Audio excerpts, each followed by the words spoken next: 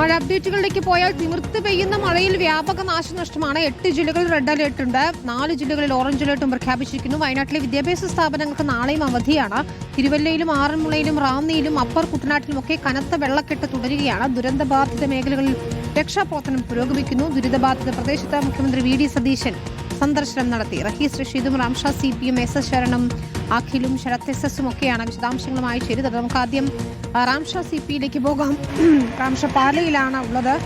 റാംഷ, എന്താണ് നിലവിലെ ഒരു സാഹചര്യം? രാവിലെ വെള്ളമിറങ്ങി ആശ്വാസം ഉണ്ടായിരുന്നു പാലയിൽ, ഇപ്പോൾ വീണ്ടും മഴ തുടങ്ങിയിട്ടുണ്ട്. കുടയൊക്കെ ചൂടിയാണ് റാംഷ നിൽക്കുന്നത്. എന്താണ് നിലവിലെ ഒരു സാഹചര്യം?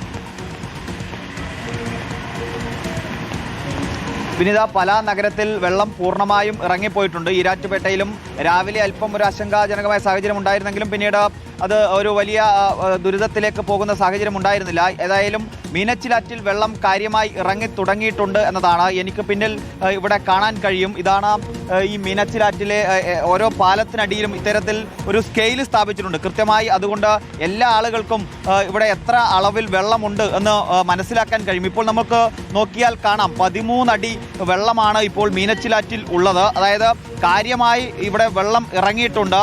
നമ്മളിപ്പോൾ ഈ നിൽക്കുന്ന പ്രദേശത്ത് ഇവിടെ കഴിഞ്ഞ ദിവസങ്ങളൊക്കെ വരുമ്പോൾ നമുക്ക് ഇവിടെ നിലം കാണാൻ പറ്റാത്തത്ര നിലയിൽ വെള്ളം ഉയർന്നു വന്നിരിക്കുകയായിരുന്നു. ഇപ്പോൾ സമീപത്തെ കടകളെല്ലാം തന്നെ പൂർണ്ണമായും വെള്ളത്തിനടിയിലാകുന്ന നിലയിലാണ് കഴിഞ്ഞ ദിവസങ്ങളിൽ ഇവിടെ സാഹചര്യം ഉണ്ടായിരുന്നത്. പക്ഷേ ഇപ്പോൾ ആ സാഹചര്യങ്ങൾ മാറി മീനച്ചിലാറ്റിൽ വെള്ളം കാര്യമായി ഇറങ്ങിയിട്ടുണ്ട്. പക്ഷേ ഇതിലൊരു പ്രശ്നം ഇപ്പോഴുള്ളത്, ഉച്ചയ്ക്ക് ശേഷം നല്ല മഴയാണ് ഈ ഭാഗങ്ങളിൽ പെയ്തുകൊണ്ടിരിക്കുന്നത്. ഉച്ചയ്ക്ക് ശേഷം മഴ തോർന്നിട്ടില്ല. ഇരുണ്ടു മൂടിയ കാലാവസ്ഥ തന്നെയാണ് ഉച്ചയ്ക്ക് ശേഷം ഈ പാല ഈരാറ്റുപേട്ട പ്രദേശങ്ങളിൽ ഉള്ളത് എന്നത് മാത്രമല്ല, ഈ പുഴയിൽ വെള്ളം ഇറങ്ങുന്നത് വളരെ മെല്ലെയാണ്. അതായത് ഇന്ന് രാവിലെ തന്നെ 15 അടിയോട് അടുപ്പിച്ചായിരുന്നു വെള്ളം ഉണ്ടായിരുന്നത്. പക്ഷേ അത് കുറഞ്ഞു വരുന്നത് വളരെ മെല്ലെയാണ് ഈ വെള്ളം പുഴയിൽ നിന്നും ഇറങ്ങുന്നത് എന്നതാണ്. കാരണം താഴെ പടിഞ്ഞാറ് ഭാഗത്ത് കോട്ടയത്തിൻ്റെ മറ്റു ഭാഗങ്ങളിൽ, അതായത് ഈ അപ്പർ കുട്ടനാട് ഭാഗത്തൊക്കെ വെള്ളം കയറിയിരിക്കുകയാണ്. അതുകൊണ്ട് പുഴയിൽ നിന്ന് വെള്ളം അത്ര എളുപ്പം ഇറങ്ങിപ്പോകുന്നില്ല എന്നതുകൂടിയാണ് ഒരു പ്രശ്നമായിട്ടുള്ളത്. അപ്പോൾ ഇനി വലിയ മഴ വന്നു കഴിഞ്ഞാൽ, ശക്തമായ മഴ വന്നു കഴിഞ്ഞാൽ എന്താകും സാഹചര്യം എന്നത് ഒരു ആശങ്ക ഉണ്ടാക്കുന്നുണ്ട്. ഇന്ന് റെഡ് അലേർട്ട് പ്രഖ്യാപിച്ചിട്ടുണ്ട്. പക്ഷേ കാര്യമായ നിലയിൽ ഇപ്പോൾ മറ്റാശങ്കകളില്ല. മഴ ഉച്ചയ്ക്ക് ശേഷം പെയ്തുകൊണ്ടിരിക്കുന്നു എന്നതുകൂടിയാണ് വിനിത.